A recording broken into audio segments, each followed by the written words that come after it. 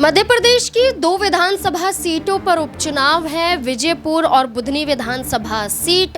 माहौल शांत हो चुका है क्योंकि अगले दिन वोटिंग की प्रक्रिया सुबह से ही शुरू हो जाएंगी। 13 नवंबर को मध्य प्रदेश की दोनों ही विधानसभा सीटों पर उपचुनाव होने जा रहा है। जनता अपने मत का प्रयोग करती हुई दिखाई देगी, लेकिन सवाल ये खड़ा हो जाता है कि मध्य प्रदेश की दोनों विधानसभा सीटों पर उपचुनाव है।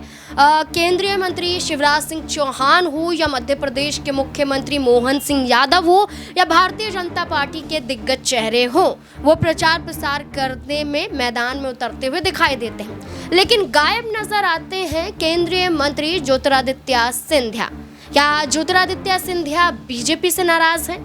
क्या ज्योतिरादित्य सिंधिया बीजेपी के फैसलों से नाराज हैं? क्या कार्तिकेय सिंह चौहान का चुनावी मैदान में बुधनी विधानसभा सीट से ना उतरना, क्या ये वजह भी मानी जा रही है कि ज्योतिरादित्य सिंधिया भारतीय जनता पार्टी से दूरियां बनाते हुए दिखाई दे रहे हैं? दरअसल आखिरकार दूरियां जो दिखाई दे रही हैं, इसके क्या कारण हो सकते हैं?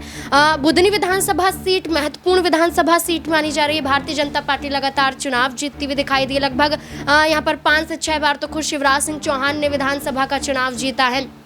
अब शिवराज सिंह चौहान की सीट को जिताने के लिए रमाकांत भार्गव को आगे किया गया है, जबकि ये दावा किया जा रहा था कि यहाँ पर कार्तिकेय सिंह चौहान यानी कि शिवराज सिंह चौहान के सुपुत्र ही चुनाव लड़ते हुए नजर आएंगे, लेकिन ऐसा नहीं हुआ। अब ऐसे में दावा किया जा रहा है कि ज्योतिरादित्य सिंधिया का ना नजर आना, क्या ये कारण हो सकता है?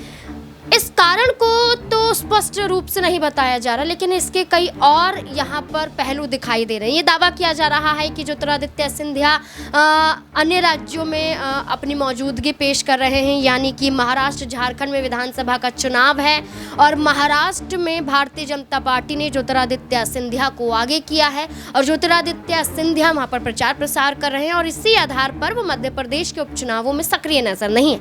लेकिन अन्य राज्यों में जाना, लेकिन मध्य प्रदेश के चुनाव में जीत को लेकर सिंधिया को आगे ना करना बीजेपी की कहीं ना कहीं एक बड़ी गलती नजर आती है। अब देखना होगा कि क्या चुनाव जीत पाती है बीजेपी इस आधार पर या फिर नहीं। इस मुद्दे को लेकर अपनी राय कमेंट सेक्शन में जरूर दें।